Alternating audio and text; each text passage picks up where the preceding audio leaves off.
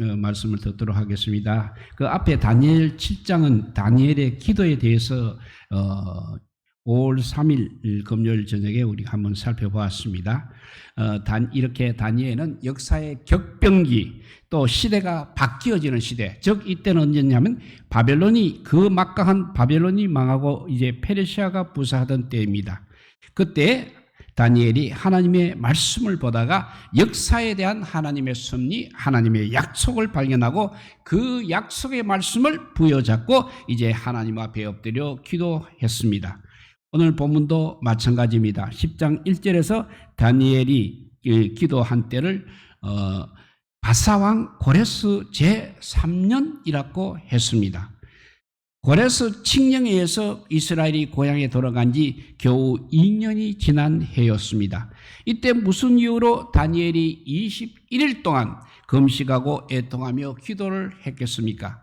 민족의 장래를 걱정하며 기도했을 것이 분명합니다. 고레스 칙령에 의해 고향으로 돌아간 이스라엘 백성은 그 당시 고작 5만 명에 불과했습니다. 다니엘은 너무나 적은 수가 고향으로 돌아가는 대열에 참여한 것을 보며 안타까워했을 것입니다. 70년 동안 포로 생활을 하며 이제 그동안 거기서 닦은 기반, 그리고 생활의 안정, 그곳의 땅을 포기하지 못해서 많은 사람들이 이렇게 고향으로 돌아간 것을 포기했던 것입니다. 다니엘의 눈에는 바로 이것이 얼마나 안타까운 일이었겠습니까? 그리고 고향으로 돌아간 사람에게 또 들려오는 소식이 또 그를 금식하며 애통하며 기도하게 했습니다. 고향으로 돌아가는 사람들이 이제 성전 건축을 착수했습니다. 그런데 여러 해방꾼들 때문에 그 역사가 결국 중단되었다는 소식인 것입니다.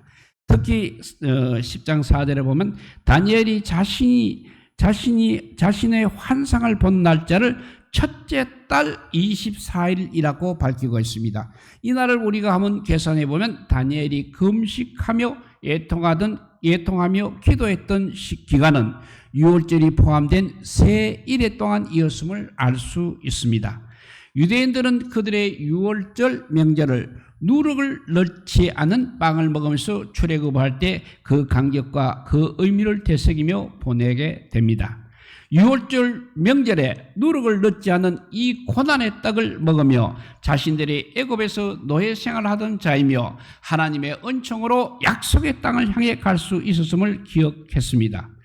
또 바벨론 포로 중에도 역시 6월절을 지키며 이 고난의 떡을 먹는 것은 출애굽과 같은 하나님의 구원의 역사가 다시 한번 그들에게 베풀어지기를 간절히 바라는 고난의 기도의 의미가 있었을 것입니다. 어쨌든 고레스의 청령에 의해 고향으로 돌아가는 백성의 수가 기대보다는 훨씬 적었다는 것입니다.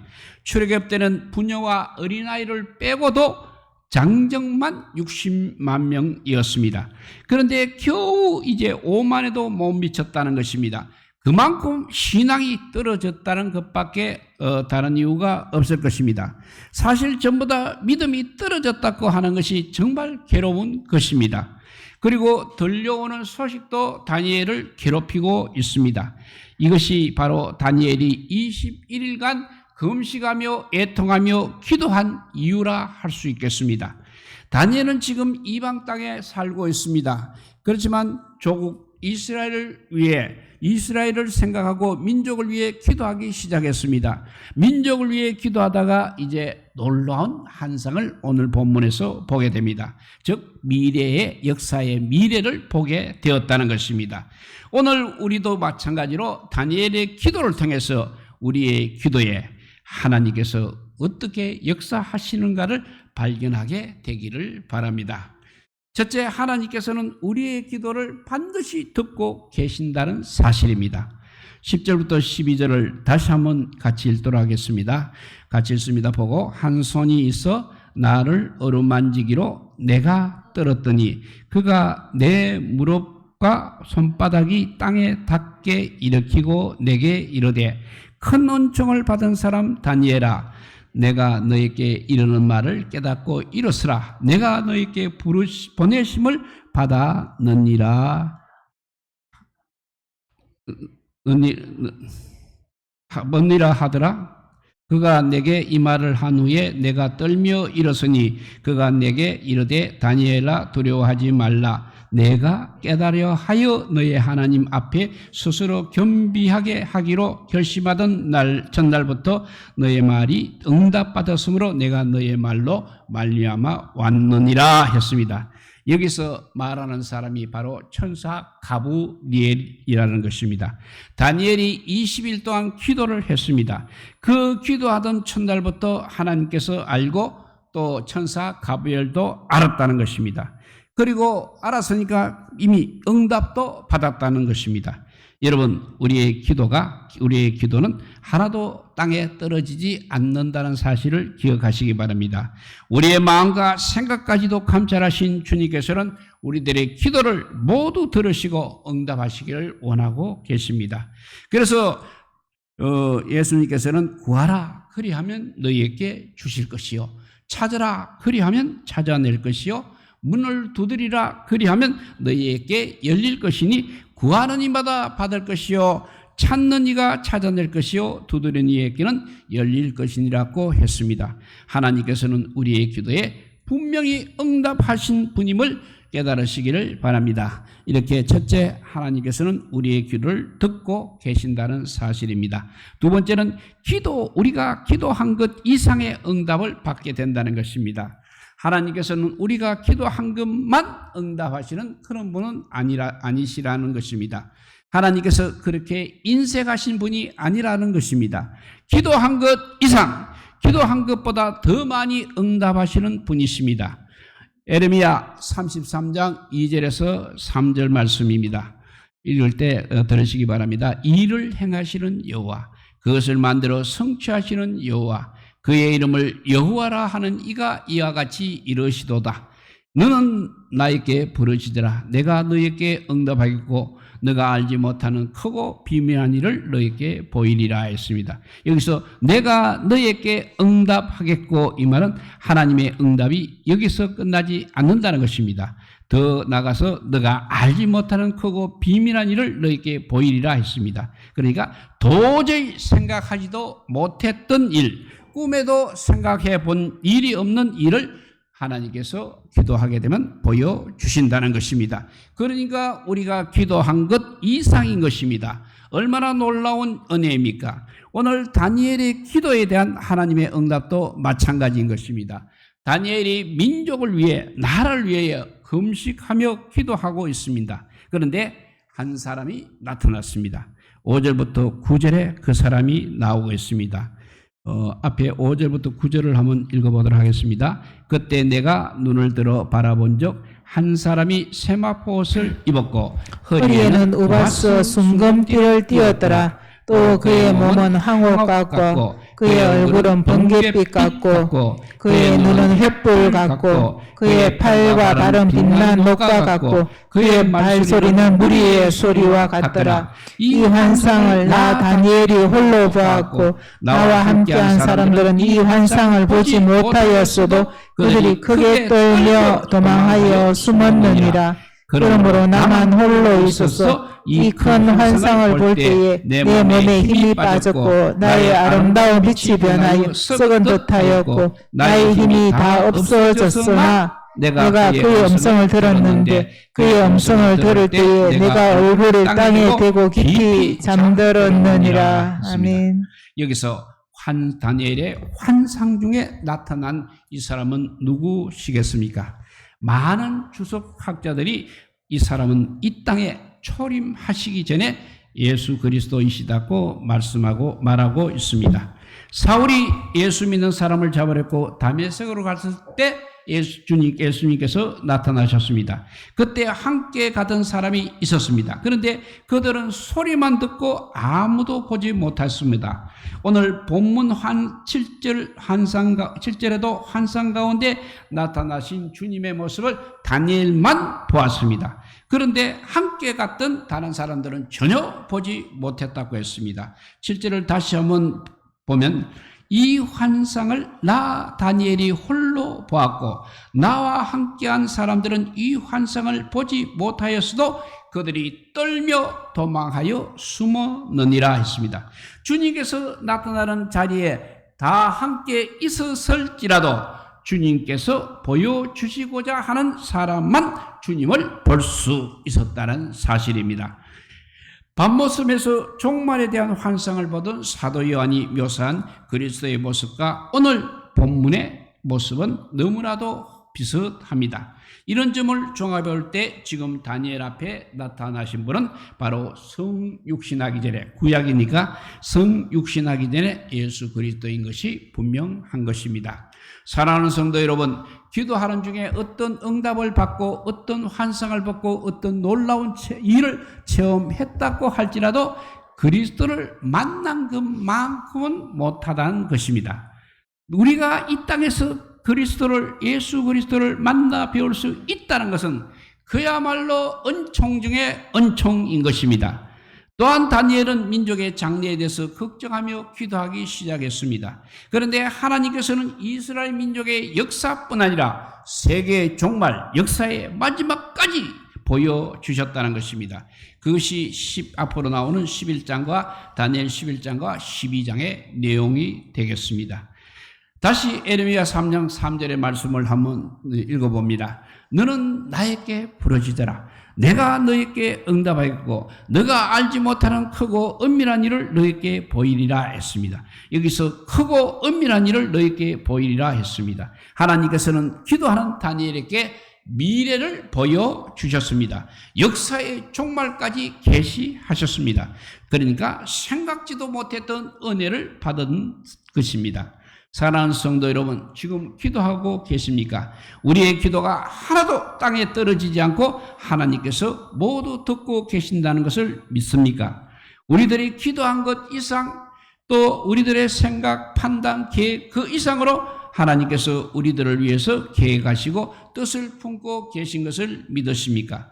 그래서 예수님께서는 요한복음 14장 12절에서 14절에 이런 말씀을 하셨습니다. 내가 진실로 진실로 너희에게 이르노니 나를 믿는 자는 내가 하는 일을 그도 할 것이요 또한 그보다 큰 일도 하리니 이는 내가 아버지께로 감이라. 너희가 내 이름으로 무엇을 구하든지 내가 행하리니 이는 아버지로 하여금 아들로 말미암아 영광을 받으시게 하려 함이라. 내 이름으로 무엇이든지 나에게 구하면 내가 행하리라 하셨습니다.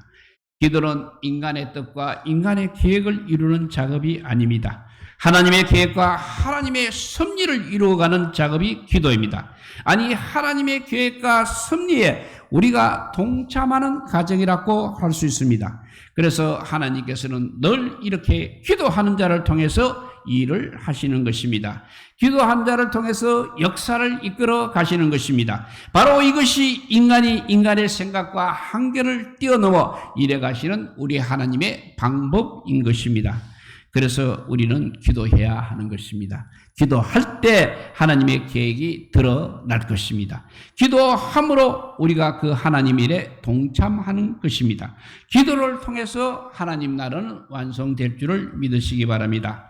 이렇게 첫째, 하나님께서는 우리의 기도를 듣고 계신다는 것입니다. 두 번째는 기도한 것 이상의 응답을 받게 된다는 것입니다. 세 번째가 중요합니다. 세 번째는 기도는 영적인 싸움이라는 것입니다. 오늘 본문에 나오는 다니엘의 기도는 9장에 나오는 다니엘의 기도와 많은 차이가 있습니다. 왜냐하면 더 강렬해지고 더 뜨겁게 되고 더 열정적인 기도를 다니엘이 드리고 있는 것입니다. 왜 이렇게 기도의 강도가 높아졌습니까? 그것은 무엇인가? 더 큰 문제가 있다는 사실입니다. 어떤 답답함이 있는 것입니다. 기도를 해도 기도 응답도 잘 받지 못할 때 그렇게 우리는 더 강렬하게, 더 뜨겁게, 더 열정적으로 기도를 하게 되는 것입니다. 꿈을 가지고 이제 고국으로 귀환한 지 벌써 2년이 되었습니다. 그런데 들려오는 소리는 다툼의 소식입니다. 또 경악할 소식은 성전 재건 사업도 이제는 중단되었다는 소식인 것입니다. 그리고 그러니까 결국 예루살렘은 여전히 황폐해 있다는 소식입니다.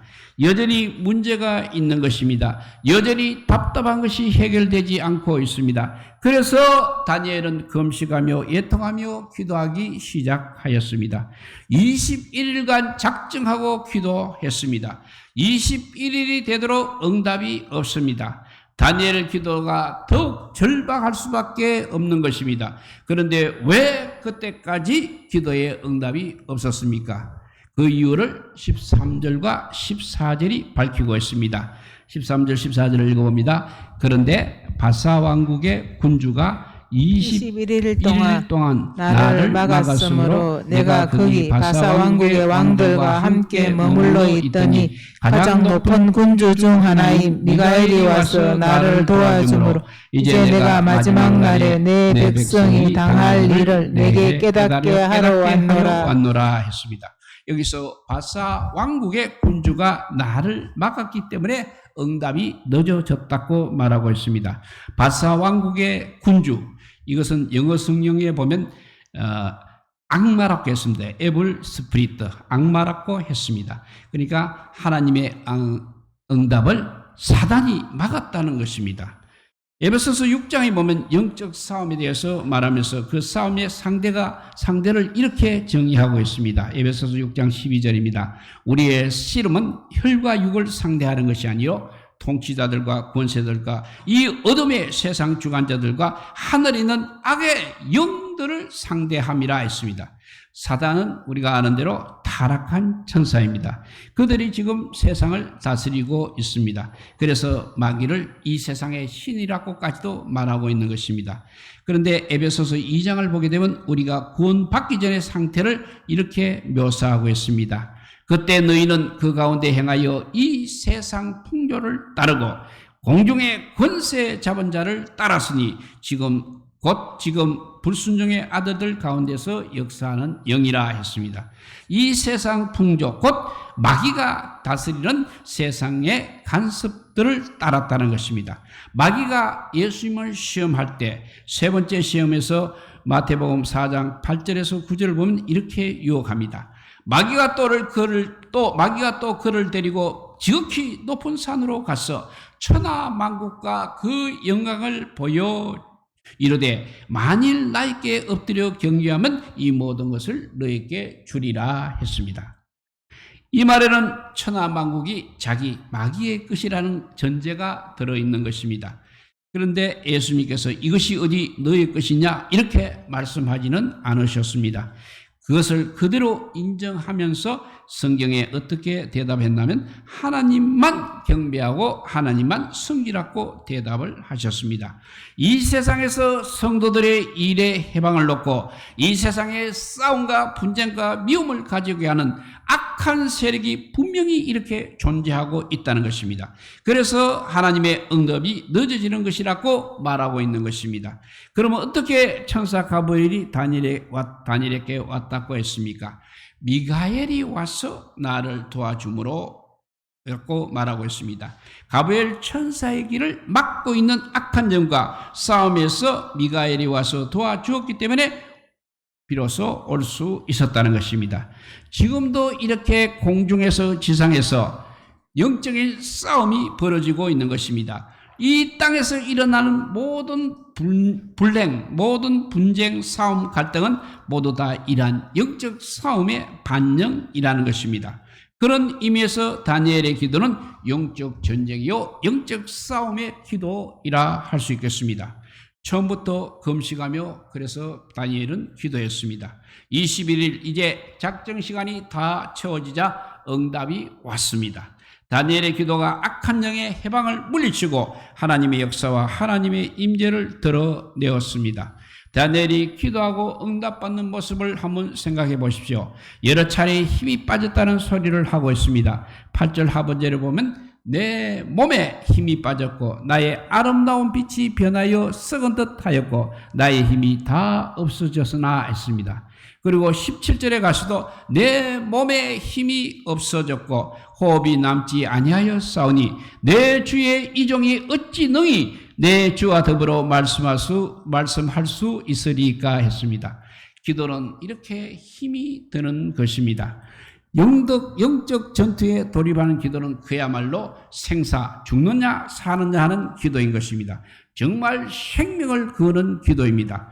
이 기도의 싸움에서 이기지 못하면 죽게 되는 것입니다.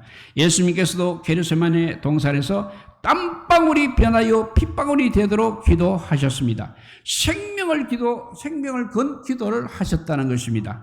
악한 사단의 역사와 권세를 결박하고 하나님의 뜻을 이루기 위해서는 이렇게 온 힘을 다해서 기도를 드려야 할 것입니다. 사랑하는 성도 여러분, 이렇게 기도를 해 보셨습니까?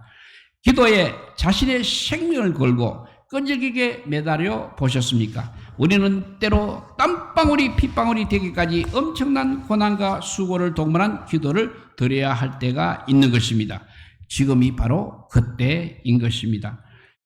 하나님의 뜻을 이루기 위해서, 악한 사단의 역사를 결박하기 위해서, 주님의 몸된 교회를 든든히 세우고 이루기 위해서, 악한 사단의 역사를 결박하기 위해서, 주님의 몸된 교회를 든든히 세우고 확정하기 위해서, 이 나라와 이 민족을 위해서 다니엘처럼 작정하고 온몸과 마음을 집중하여 기도하는 우리 모두가 되시기 바랍니다.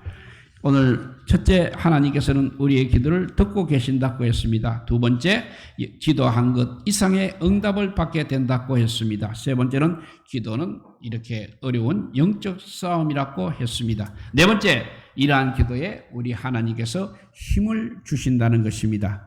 다니엘도 역시 기도하다가 지쳤습니다. 힘이 빠졌습니다. 그때 천사가 나타나서 그를 위로합니다. 10절과 11절 말씀입니다. 우리 같이 한번 읽겠습니다. 한 손이 있어 나를 어루만지기로 내가 떨었더니 그가 내 무릎과 손바닥이 땅에 닿게 일으키고 내게 이르되 큰 은총을 받은 사람 다니엘아, 내가 내게 이르는 말을 깨닫고 일어서라. 내가 내게 보내심을 받았느니라 하더라. 그가 나에게 이 말을 한 후에 내가 떨며 일어서니 했습니다. 또 18절과 19절을 한번 읽어봅니다. 또 사람의 모양 같은 것 하나가 나를 만지며 나를 강건하게 하여 이르되 큰 은총을 받은 사람이여 두려워하지 말라. 평안하라. 강건하라. 그가 이같이 내게 말하며 내가 곧 힘이 나서 이르되 내 주께서 나를 강건하게 하셨사오니 말씀하옵소서 했습니다. 이렇게 다니엘은 생명을 걸고 기도를 했습니다. 지쳐 쓰러졌습니까? 죽었습니까? 아니라는 것입니다. 힘을 공급하시는 하나님, 능력을 부여하시는 주님, 우리의 상처와 나약함을 어루만지시는 그 주님의 손길에서 우리는 새 힘을 얻습니다. 새 에너지를 공급받습니다. 새로운 용기를 낼 수 있는 것입니다. 다시 예수님의 겟세마네 기도 누가복음 22장 43절 말씀을 살펴보면 예수님께서 생명을 건 기도를 드릴 때 누가 예수님을 도와주셨습니까? 천사가 하늘로부터 예수께 나타나 힘을 더하더라 했습니다. 사랑하는 성도 여러분, 지금 얼마나 기도하고 계십니까? 또 어떤 자세와 각오로 기도하고 계십니까? 기도하는 자에게는 결코 절망이 없는 것입니다. 기도하는 사람이 망하는 법이 절대 없다고 했습니다. 비록 우리 기도가 힘들고 우리 기도가 고된 영적 싸움이라고 할지라도 하나님께서는 우리에게 힘을 주실 것입니다. 오히려 그런 기도를 드리며 살 때 우리는 정말 세상이 감당하지 못한 사람이 될 것입니다. 세상을 이기고 사단을 이기고 하나님께 엄청난 영광을 돌려드리게 될 것입니다. 그리스도인들은 비록 지금 땅에 살고 있지만 하늘에 속한 사람들입니다. 신앙인이라는 것은 땅의 일을 하늘의 안경으로 살파가는 자들입니다. 오늘 다니엘을 통해서 우리가 세상에서 보고 듣고 겪는 일들이 세상의 관점이 아닌 이제는 하늘의 관점으로 깨닫고 이해하고 결단하도록 우리에게 가르치고 있습니다. 오늘 마지막 절에 오직 내가 먼저 진리의 글에 기록된 것을 너에게 보이리라고 하였습니다. 여기서 진리의 길이 바로 하나님의 말씀인 것입니다. 하나님의 말씀으로 세상을 볼 수 있어야 합니다. 하나님의 말씀으로 세상을 극복해야 하는 것입니다. 예수님께서 말씀으로 마귀의 모든 유혹을 이겼듯이 우리 모두도 하나님의 말씀으로 마귀의 유혹을 이겨 나가는 우리 모두가 되시기를 주님의 이름으로 축복드립니다. 기도하겠습니다. 사랑과 은혜가 풍성하신 하나님 감사합니다. 정말 다니엘 때보다도 지금이 이제 세상의 마지막 때입니다. 다니엘은 멀리서 세상의 마지막 때를 이래 보았지만 우리는 이제 곧 직면할 것이고 또 직면하고 있는 중인지도 모르겠습니다. 그럼에도 불구하고 다니엘만큼 아버지여 그렇게 작심하고 기도하지 못한 거 용서하여 주시옵소서. 이제는 우리의 기도가 주님께서 다 듣고 계신다는 것을 깨닫고 우리의 기도 이상의 응답을 받게 된다는 사실도 믿으며 영적 싸움이라는 이 기도에서 승리하는 우리 모두가 되게 하여 주시옵소서.